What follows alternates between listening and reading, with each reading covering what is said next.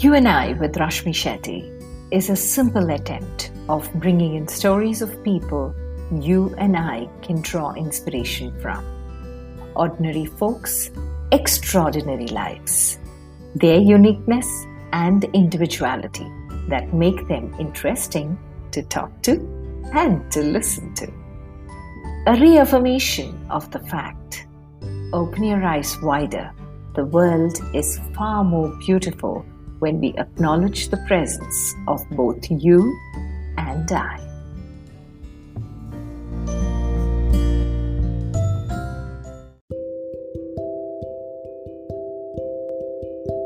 Shilpa Advani. The way I see you is a beautiful flower who inspires everyone you touch. I love the way you write. I love the way you speak. I love the way you just bring in women together so intuitively, and you end up making such a beautiful community of wonderful souls who want to make a difference. There are so many Shilpas I have seen in the last 1 year, thanks to the pandemic. I think if not for that, we wouldn't have met. I've still not met you in person, but seems like I know you for ages. This Shilpa is who I'm curious to know. All those parts in your life that turned out to be the reasons why Shilpa Advani is who she is today.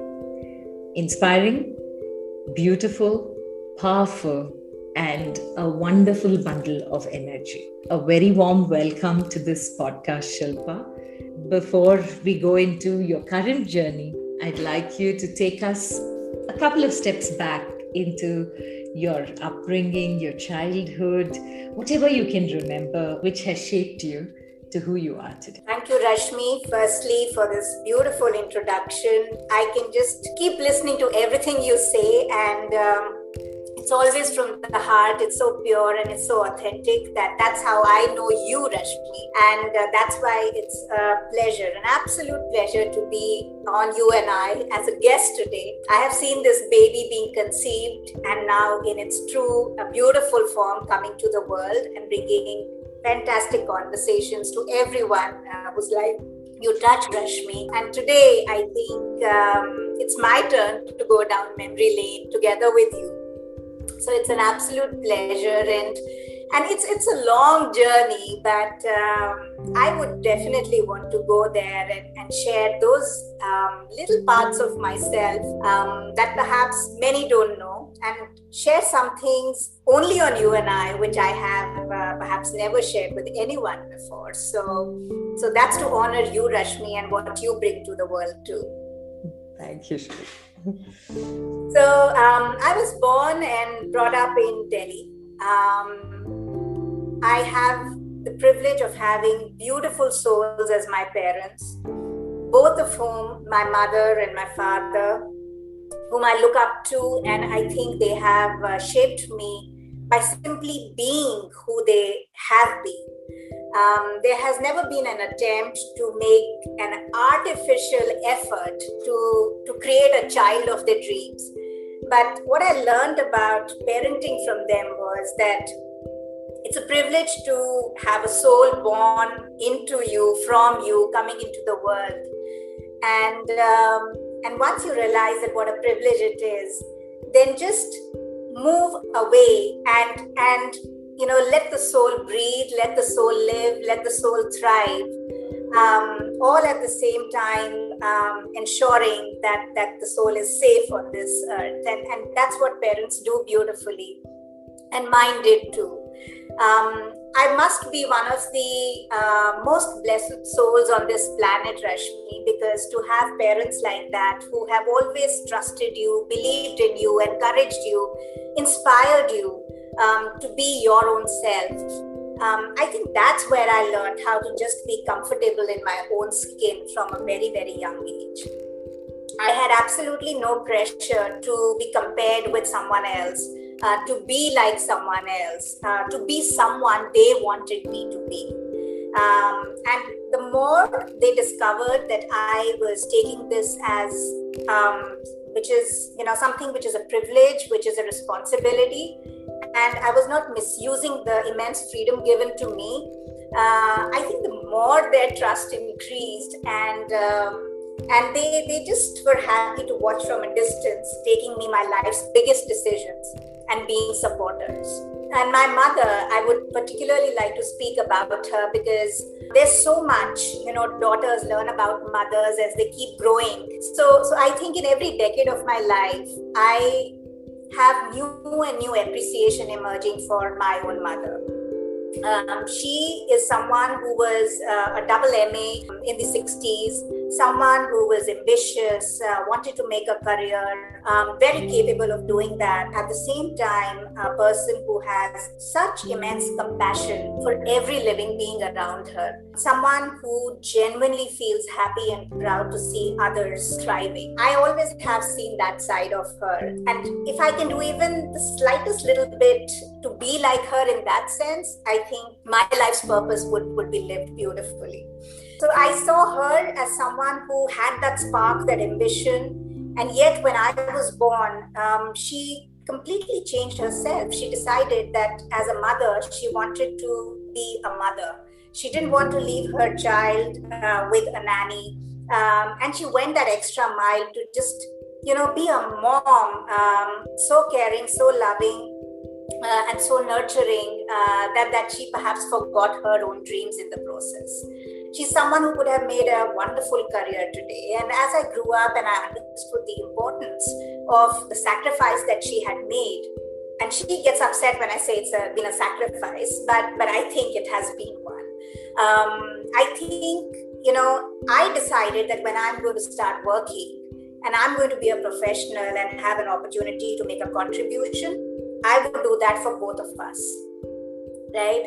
And that's where my choice of career as I grew up, I did my schooling in Delhi at Carmel Convent School. I owe a lot of gratitude to that school in shaping my values further, giving me a sense of the world which was inclusive, which was beautiful, which wasn't cynical, but it was, a world which says, live and let live.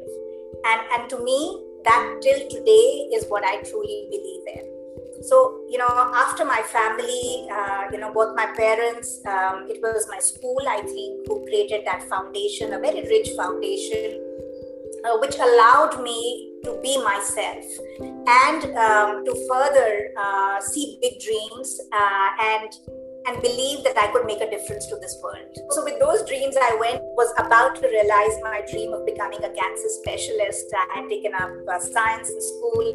But at the age of 49, my father suddenly had to undergo a bypass surgery. That was also a time where I was, preparing for my class 12 boards, also my medical entrances. And when this happened all of a sudden at that sensitive time in my life, I think it altered the course of my life. I couldn't really take my entrances that year. I thought very hard, should I repeat, a year and do that next year because it had been a dream.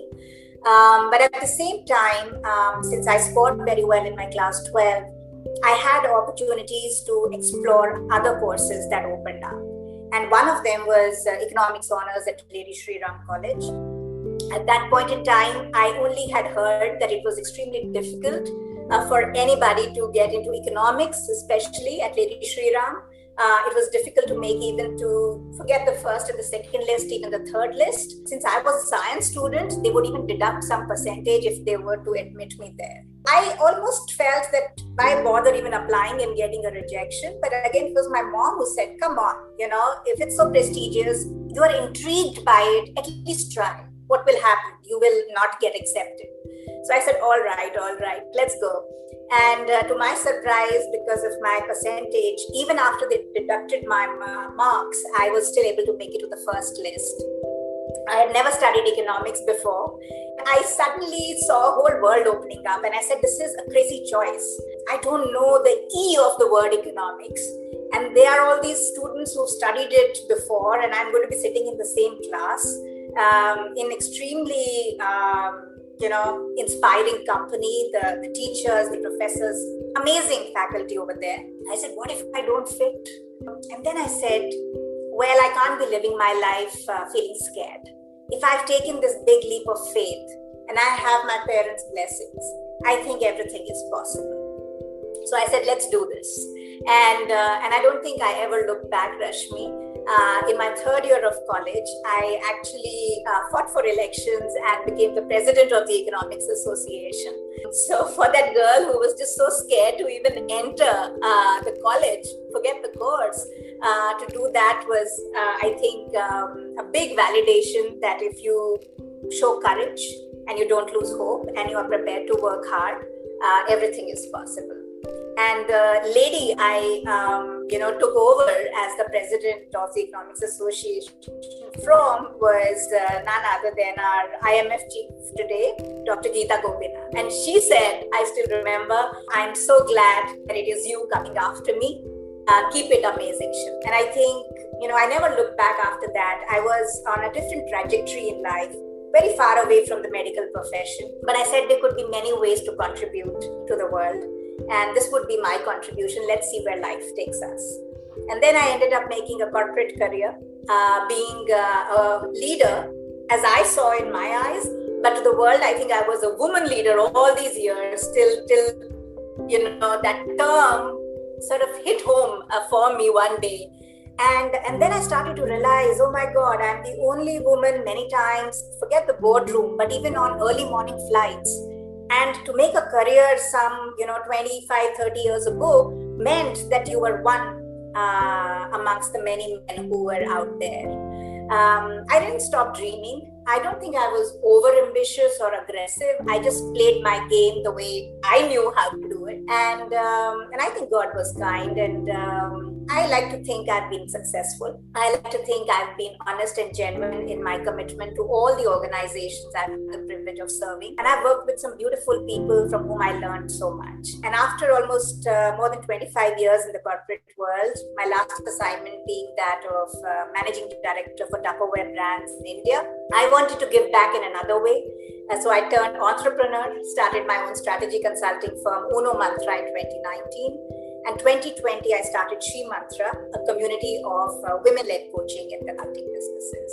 And in the midst of it all, I got married. My husband is Kishore Advani. He's a journalist and my best friend. We have a son together, Zubair, who's studying law now. And it's been a privilege to live this life and to perform all these multiple roles and to have friends and well-wishers like you, Rashmi. So that's a snapshot, a very long answer, but it's been a long life now. I'm not getting younger.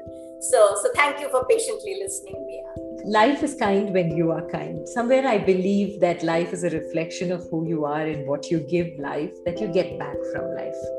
And obviously from the way you have chosen your path, Shilpa, where we meet is there. The same point where I took science and then moved into arts, and it changed my entire life. And seems like economics changed yours, English changed mine. But what I am curious about is your leadership journey in the corporate world. You said that you were the lone woman in early morning flights, forget boardrooms, in many places. But, recently during the last year's conversations with a lot of people, I remember asking a very senior leader that how does it feel to be a woman leader in the midst of so many people taking all those crucial decisions? It seems like men/women, everyone are speaking the same language in leadership. So it no longer is woman leader to a man leader. The language is the same. And very surprising. She gave me a very beautiful reply, and she said that, you know what, Rashmi, after a point in leadership, it doesn't matter whether you're man or woman. After a point, it is the feminine energy that takes over. Because if you talk about empathy, which is the need of the hour now, all leaders have to work from empathy, and that's a feminine energy. So that she's talking now during the pandemic. But I am asking you, Shilpa, there are a lot of women leaders who were speaking about being in a group and standing out for right or wrong reasons, but the biases were pretty obvious, especially unconscious. It is not that people did it on purpose, but they were just not used to seeing women around. So what has your leadership journey taught you about you? Rashmi, I think biases are real, and both men and women have their biases. Because I think we all have grown up in a certain context. There has been just so much of conditioning over centuries that some things are considered so normal, even when we speak or how we behave or how we look upon certain situations and people and circumstances. So it's very difficult for us now to disintegrate as to what we think should be and what it is, right? In any case, they say that everything is a fact. It's our interpretation what makes it good, bad, ugly, beautiful. And I think when I look at my journey, what made it simpler was the fact that sometimes ignorance is bliss. And I grew up at a time where we just had no idea of words like diversity hiring, inclusion, belongingness, gendered biases, the fact that you need to have a certain executive presence and a certain personal brand which you need to really work upon. So a lot of this was easier in a way that you had to show up. If you were in sales, you had to go out and achieve a sales target. If you were leading HR, you needed to make sure that your metrics, whatever that was, your KRAs were delivered. And if you were in marketing, you just needed to make sure that your deliverables, the new products were launched on time, the packaging looked wow, the way you advertise and took that to your consumers was fantastic. So in my simple mind, it was really about showing up completely, being a thorough professional, not cutting corners, and being an avid and a very curious learner, along with having the humility to say that, can you teach me this? Because I don't really know this. And in my very simple way, I think because I might not have offended people, I might not have been, making people insecure, people were very accepting towards me. And by, as my, subject matter expertise increased, my ability to forge real relationships and not ones based on perhaps using people, but genuinely, again, coming from a place where you cared for someone and that's why you wanted to give the best to them, whether it was a customer of yours or a brand partner or a vendor.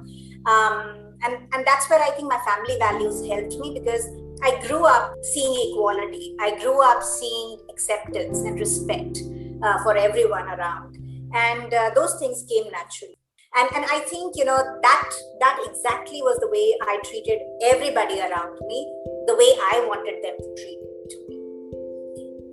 But like I keep saying, the simple mind, even if there were biases, and I'm sure there would have been many, I didn't really reflect too much.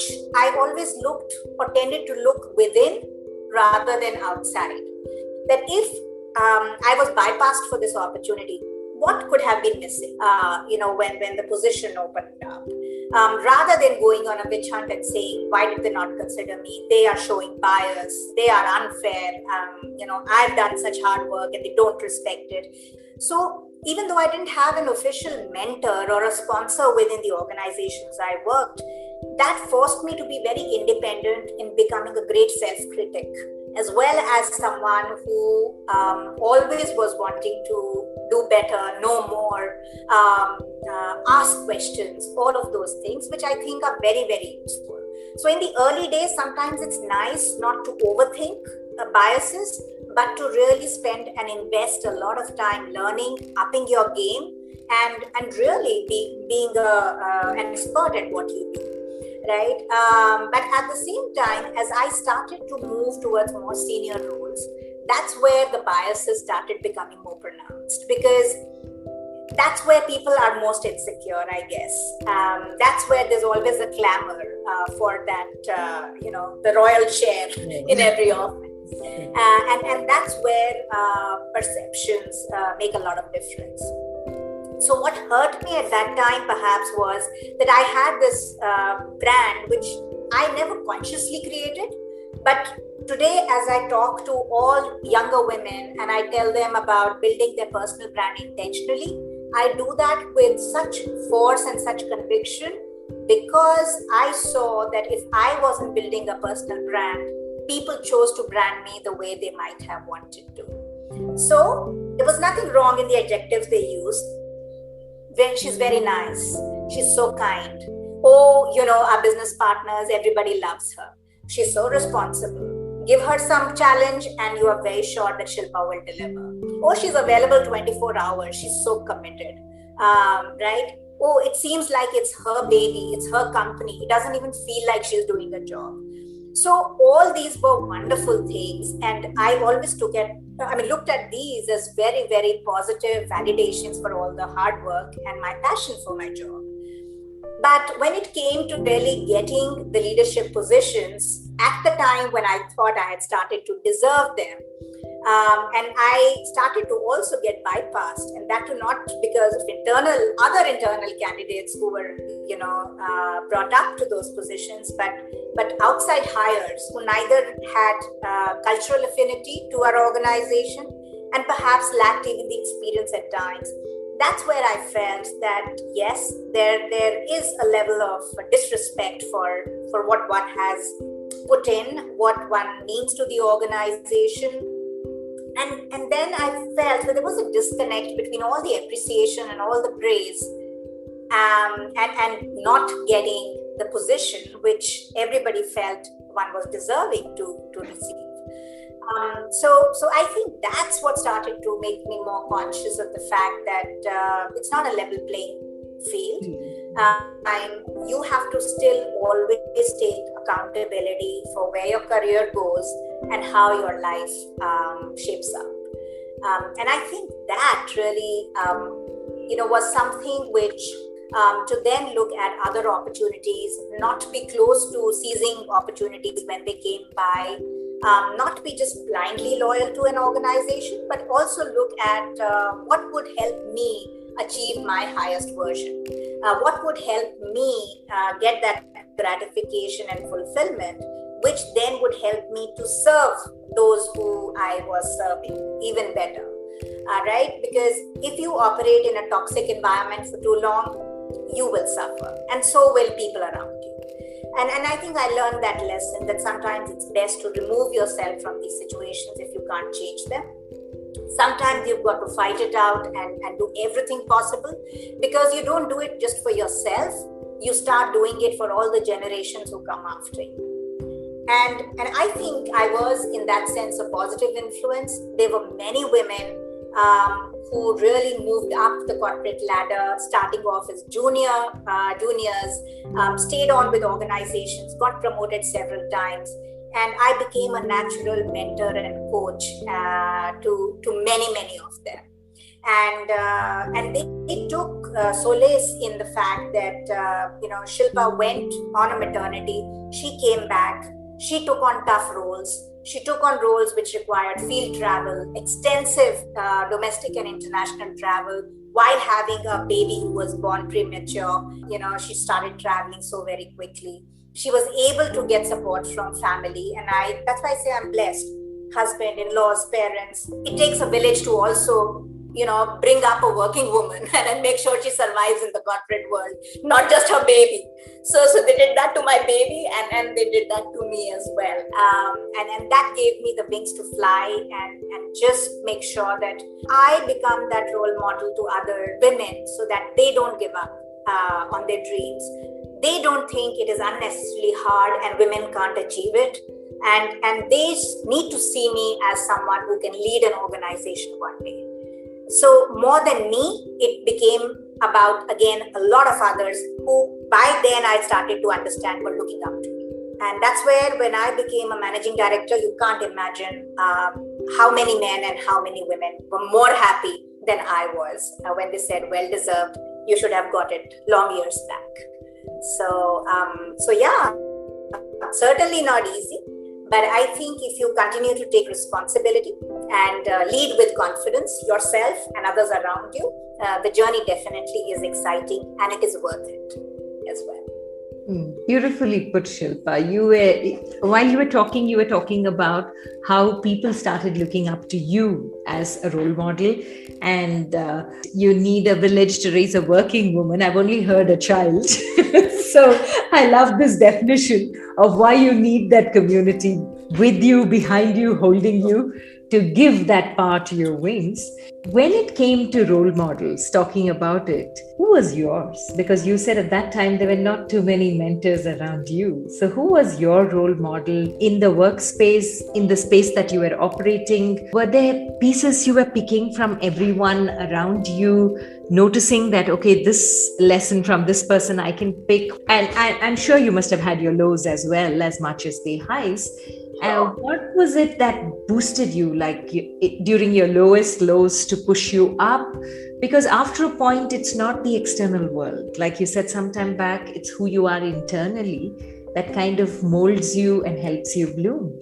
How did you nurture yourself, take care of yourself, become your best friend, look around for that advice? Did you find one go-to person? Did you model yourself around any one or few people? How did you shape up yourself when you didn't have one person to look at? Such an interesting question, Rashmi. And yes, I think in the absence of having that one mentor or one go-to person, in a way it was nice because then I could cherry pick. Yes. So I could see that I love the confidence with which this person graces the stage. Or I absolutely like the way she always makes it a point to give feedback because that shows that she cares for someone's improvement genuinely. And she's been observant about looking at what's been, positive and what needs improvement. I looked at people, the most common people, and I have had, again, the privilege of working with women across countries, and many of them moving, or, the business model that I worked with was social selling or direct selling for many, many years as well. And that was a time when a lot of women didn't have the recourse to go and take full-time jobs, either because the jobs weren't available or they weren't qualified or there was nobody to look after the family if they worked outside of home. A lot of these women at that time got the ability to start their own micro-entrepreneurships thanks to the model, the direct selling model that the companies I worked for, like Oriflame or like Tupperware, these brought into the country. And I think I learned so much from these thousands of women. So I had actually not one, but thousands and thousands of these role models. Because if you see the struggle a woman goes through in each and every phase of her life, and especially the one who realizes that she's worth more than the deal she's been served all this while. And the day that awakening comes, she doesn't want to look back. But people around her are not happy. They are scared in this new avatar this woman decides to take. And just observing how this woman changes form and shape and rediscovers herself. And once she does that, she becomes powerful, she becomes enigmatic, she becomes someone who's a leader. And she's someone who never thought she was worth anything. So from being someone's daughter and sister to becoming someone's wife and then to becoming someone's mother, I mean, that's what her life would have been had this idea of entrepreneurship not entered her life. And that changed everything for her. So I've seen those transformations, and I think each one of those women till today have been my role models, because for every time I wanted to give up with all my privilege, with all my support, I had this one woman coming and crying in my office about how her husband beat her up last night. She's almost going to be thrown out because people are so scared. She started making her own money and everybody's insecure, but her children are with her and they want to see her not give up. Every time I heard those stories, I said, how can I be thinking about my misery or who's done what or said what to me? If she's ready to put in an honest fight, who am I not to stand shoulder and shoulder with her to make sure that she wins, right? So each one of those women in their own way. I went to Mexico once, so we did this, whole training there, and we were sharing best practices between India and Mexico. And I sat there with the women, and it was unbelievable. They had exactly the same stories, the same reasons to smile and cry and feel angry and feel excited as their Indian counterparts. I went to Europe to do a similar meeting, the US, and every time I started sitting down with people people I thought would, have very different stories or contexts or viewpoints because they belong to a developed world or they had grown with education. They lived in these big homes and drove big cars. I mean, that showed me the reality that each one has their own struggles. You can't compare. Each journey is different. Each story is different. But what can I learn from there? There were amazing stories, I saw. And also I learned the fact that human beings are the same universally. The outer self might look different. The packaging might come different, but I think left to our own devices, intrinsically, we are all the same. And that made me feel like I belong to the world. I don't belong to the small home or the city or even a country. And that, I think, gave me a lot of courage that, I can show up anywhere. And that gave me confidence and the ability to stand in, a conference with 5,000 people in Rome in a stadium and talk to them and address them without fear. 60 languages we were getting translated in simultaneously. And it was an experience of a lifetime. But I wasn't scared because it was as if I'm talking to my family, right? So if we really start to embrace and learn from everybody, I think there are role models in plenty. They don't have to come in corporate avatars wearing snazzy clothes. They can be our everyday people. And again, I have to mention my mother and father. I think both of them always came in and their way of giving advice or giving me solace was always stories and anecdotes from their life. So it never felt like, she's either sympathizing with me or telling me to give up or pushing me to do things I don't, or he's doing that. They used to always come in, and my dad till today, and my mom keeps laughing that, again, he started with the story of 50 years ago. But, he would just come in, and if there is an issue I've had at the office, he would narrate something which was a challenge for him. But, what happened there? Without any moral of the story being overtly told to me. So it was left to me to deduce that this is a real life example, a person I know. And if he could live through it and not get fazed or not get jaded by what happened to him, why should I? If he didn't have a breakdown of values to join the crowd and never compromised, I can also work with my head held high. And then when I met my husband, and I think he was one person who gave me a lot of courage on things I would have otherwise given up on. I'll give you an example. So when I had my first child, it was actually a miscarriage and we were both very shattered. After a few years, I again conceived, and this time the pregnancy went on normally. But in the 8th month, just one fine day, the water broke and we realized it's an emergency. And it was almost a Mother's Day. I was scheduled to kickstart a Mother's Day event at my office the other day. And I was being rolled into emergency, and it was a Sunday. The doctor said that they couldn't do a cesarean on that day. I will have to wait till the next day. And everything was happening in such a hurry. We hadn't shopped for clothes. And we were scared because of that last experience, both of us.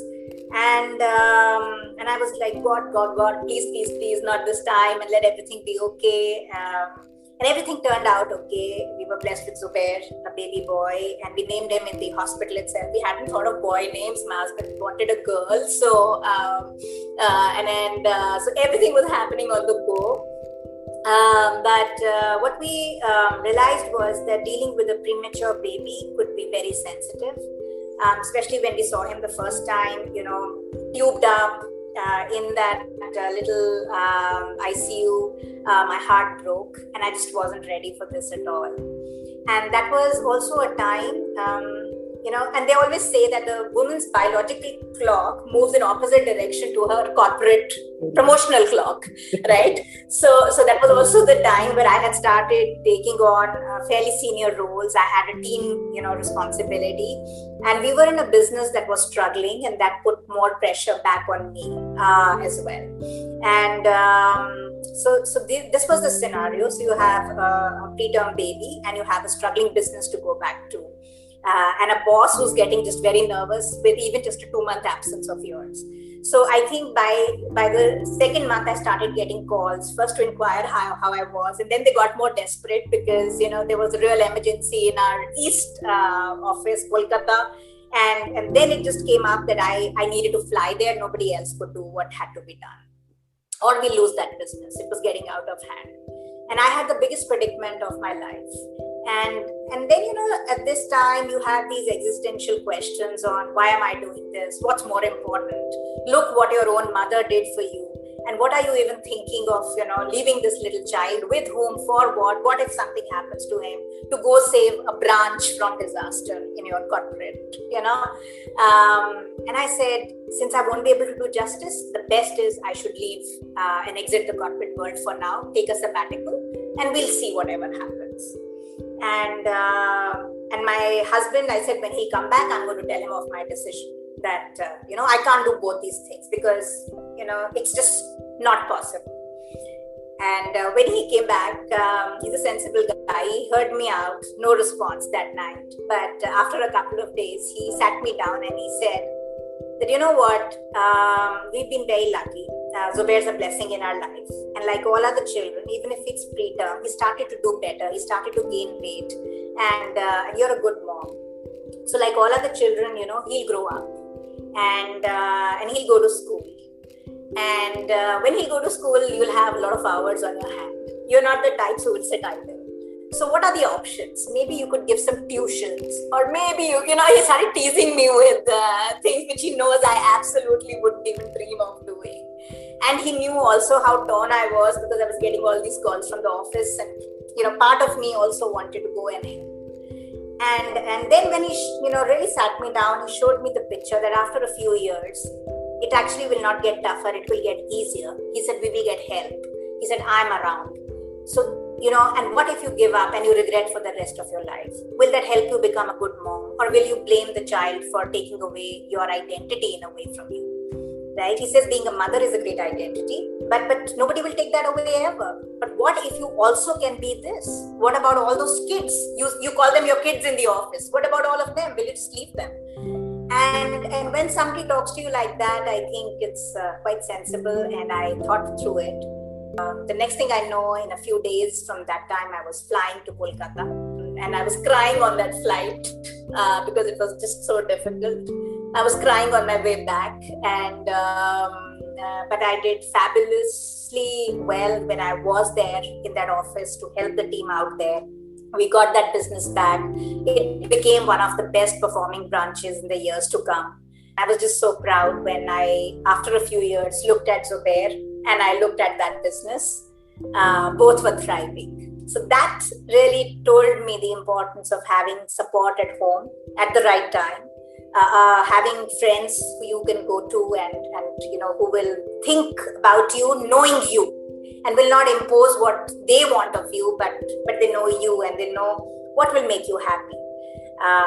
And I don't think I looked back after that ever. And that's why I tell women who even go on a sabbatical and they think it's the end of the world, I always tell them, you can come back. And you're made of stuff where you will be able to handle both. And then I tell them my story.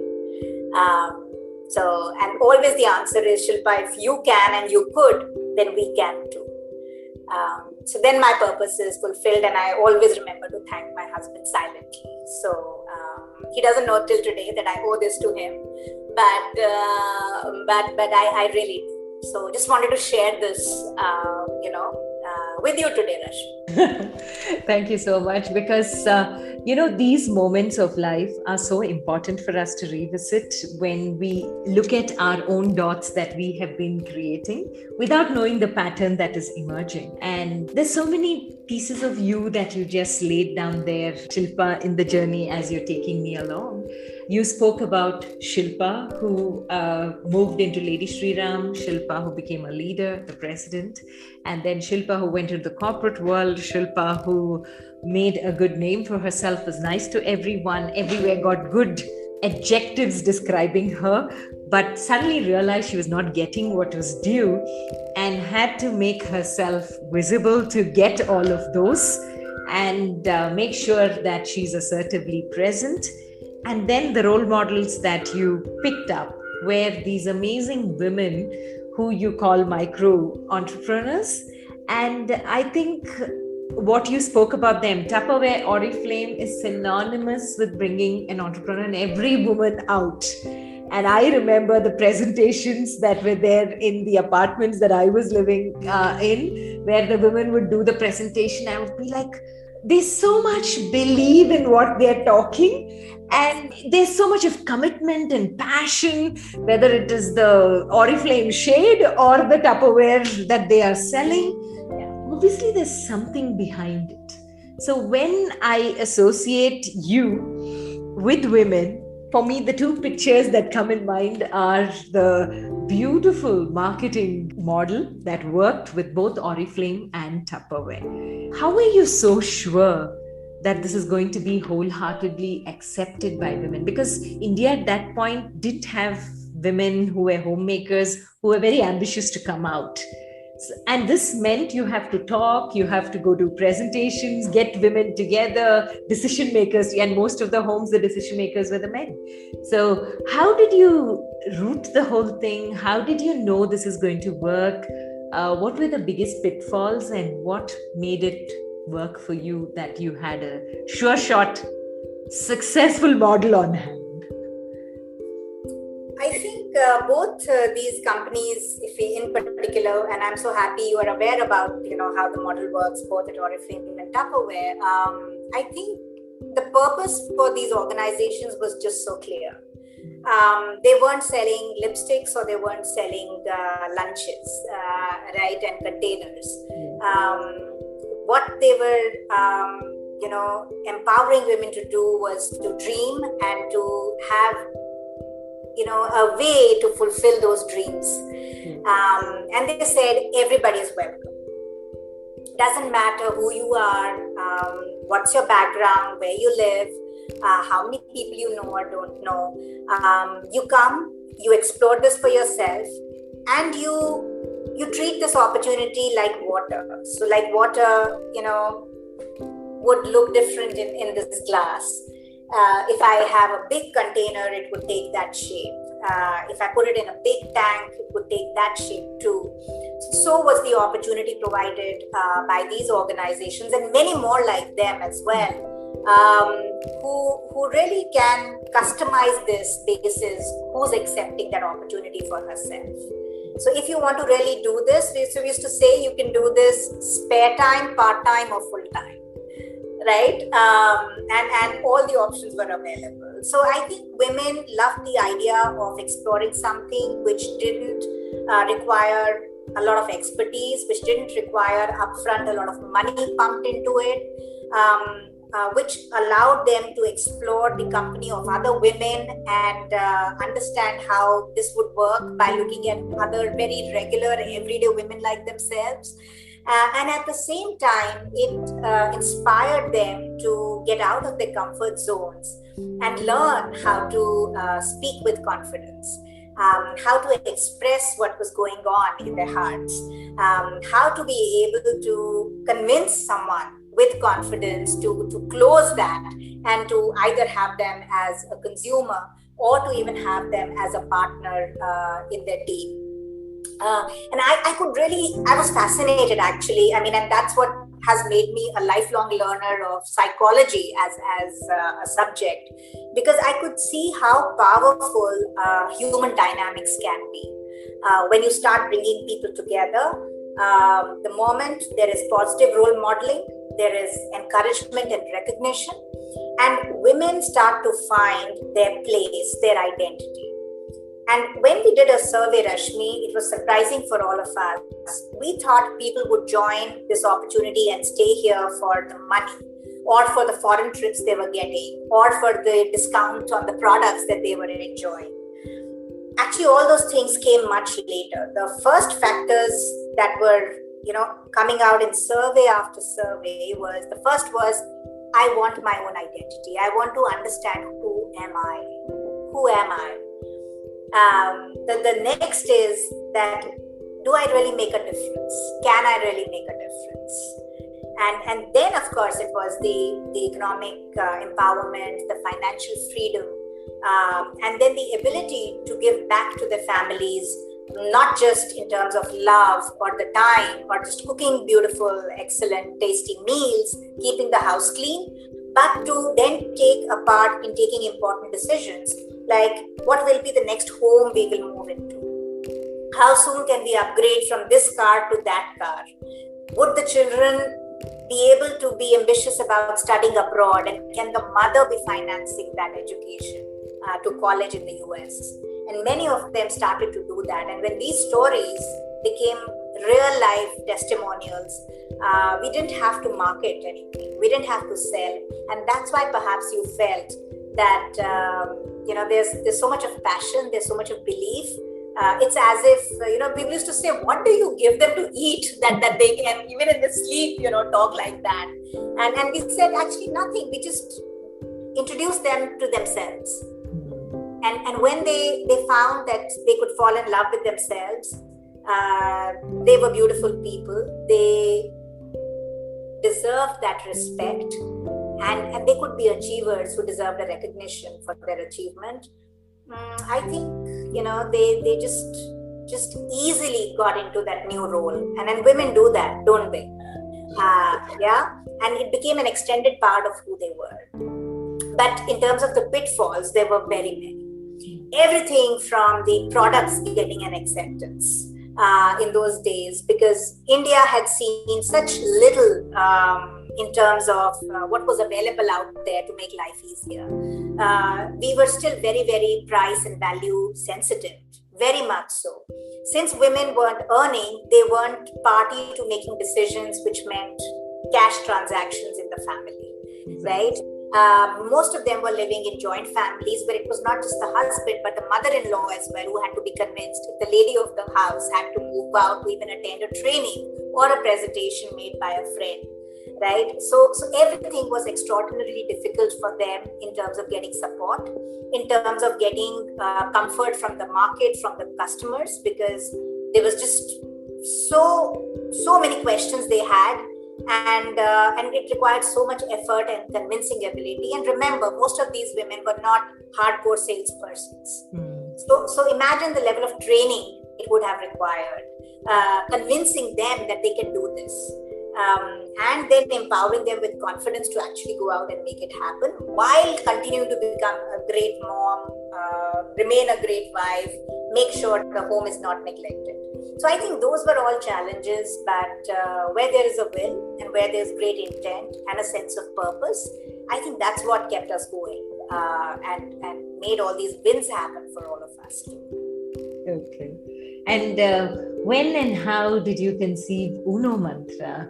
And what a lovely name is that. Was it something about some mantra of success or some chant that helped you? How did the name come about? Because mantra remains your mantra forever in all the different groups. Yes, absolutely. Because Uno Mantra was followed by Shri Mantra. And, some things in life I think are just meant to be. And in the last few years, I think I started to embark on, if I can say so, my own spiritual journey, my own journey of self-reflection of who am I, what is the bigger purpose that I'm here to serve. Like I shared, I had seen amazing success in the corporate world, became a managing director at the young age of 38, I remember.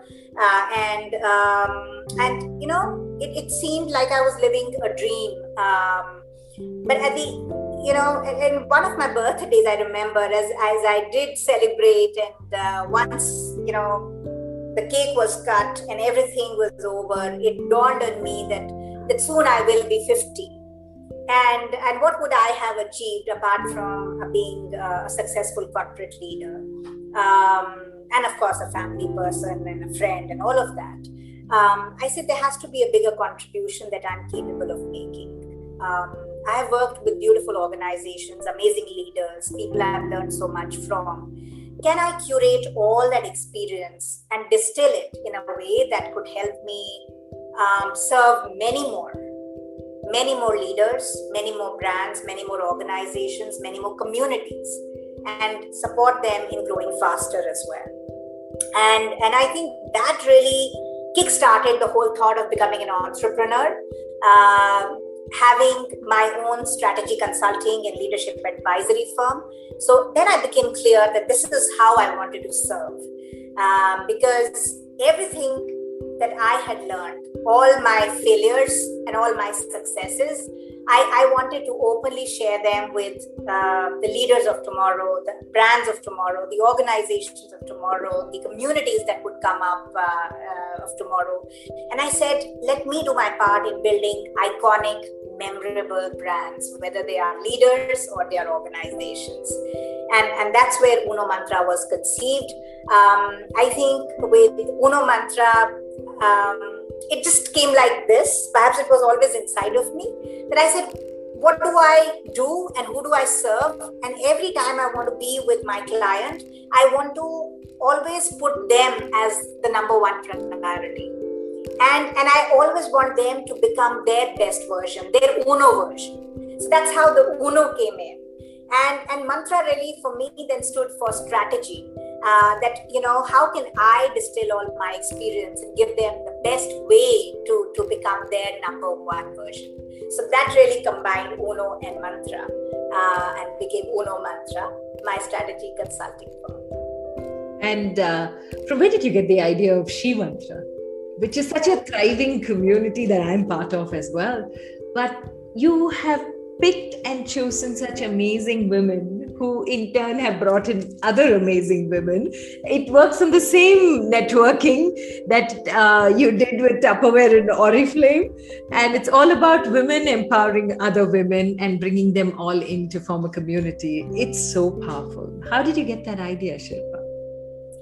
So when I, being an entrepreneur, became a part of the consulting and coaching community myself,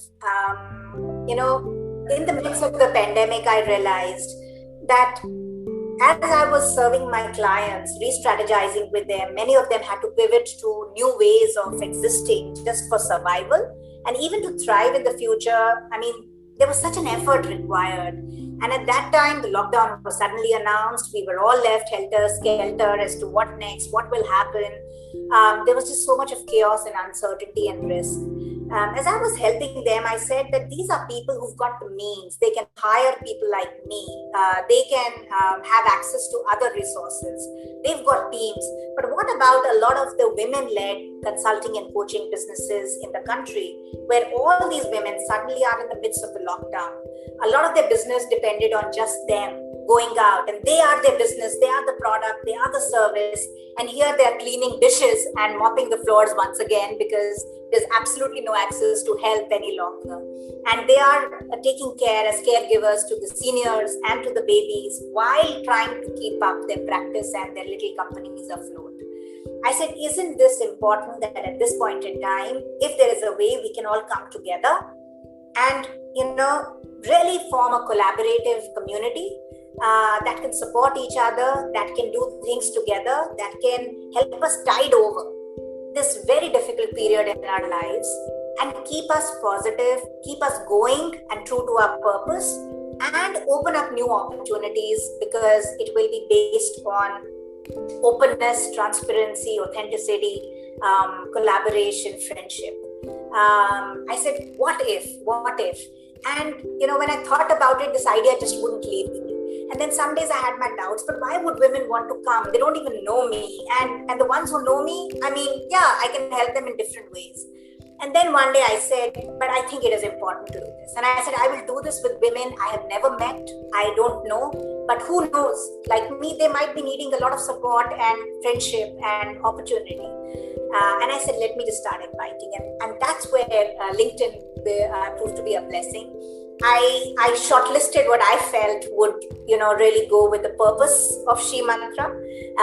And the name I coined, She became easy, and Mantra because I already had Uno Mantra. And I'm a little bit of a branding freak, come from that very, puritanical sort of school of thought about brands. So I said, let this be a continuation. But of course, this is not a commercial venture in that sense. It's my contribution and way of reaching out. That's how She Mantra was born, right in the middle of the pandemic. We will soon celebrate our first anniversary, Rashmi. And like you, there are so many wonderful women who've made this community who we have become. And it's such a pleasure that people I still haven't met in person, but it seems like we've known each other. We've done amazing sessions together. We've uplifted each other.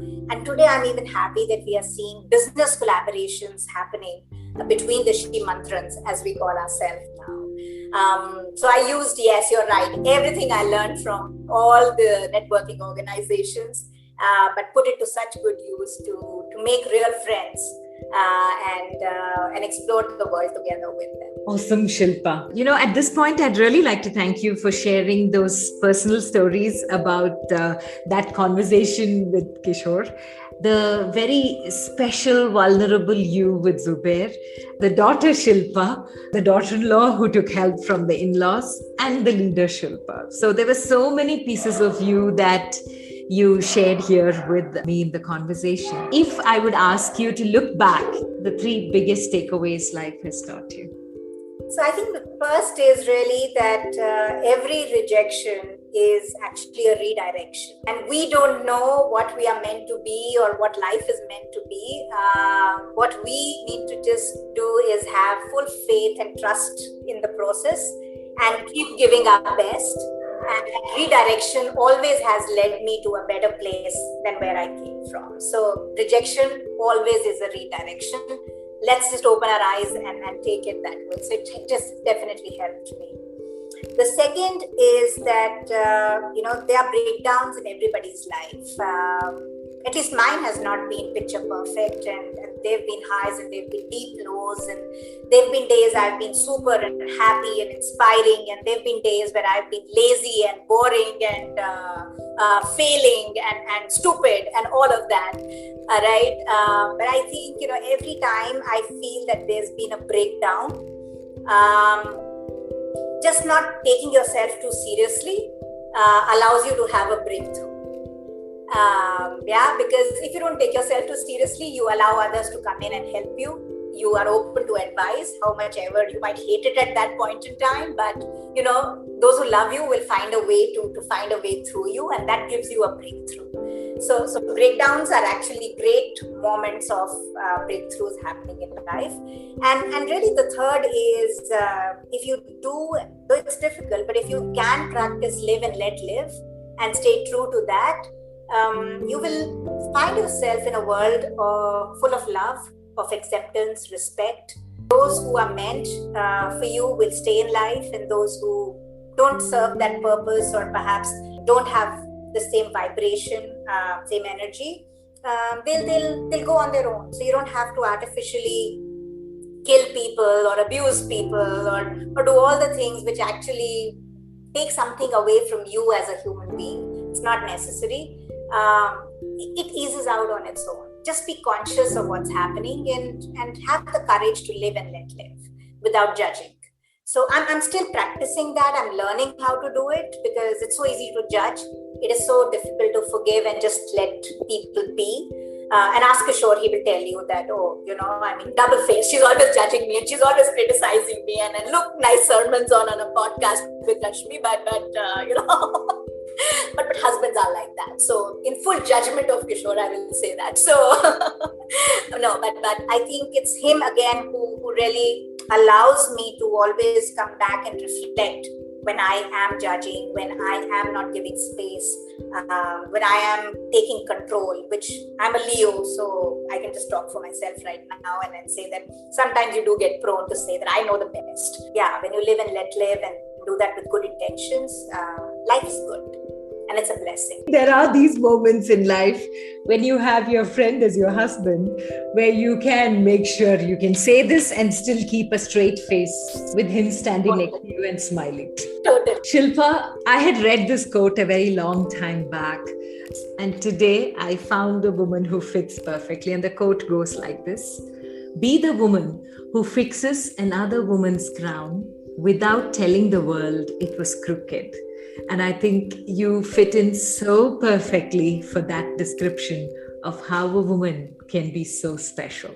Thank you so much for sharing your life and your time with me, Shilpa. May whatever your dream be, for whatever you want to do and whoever you want to reach. Be fulfilled and continue to stay blessed, Shilpa, because we need more people like you in the world today.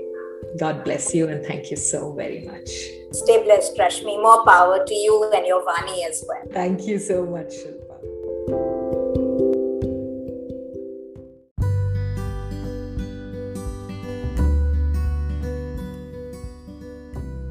With that, we come to the end of this episode of You and I with Rashmi Shetty. Do let us know your feedback and your guest suggestions. Write in to rashmi.thethirdeye@gmail.com. That is rashmi.thhirdeye@gmail.com.